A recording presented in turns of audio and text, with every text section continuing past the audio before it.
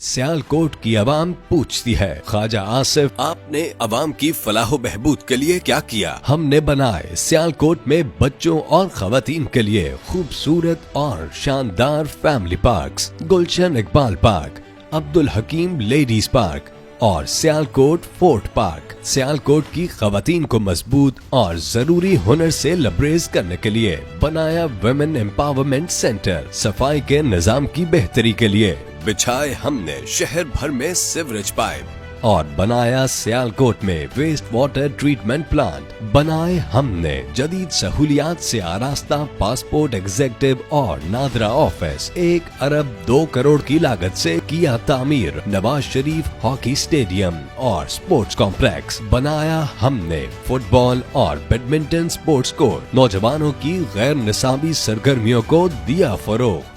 8 फरवरी शेर के निशान पर मोहर लगाकर अपने बेहतर मुस्तकबिल को यकीनी बनाएं।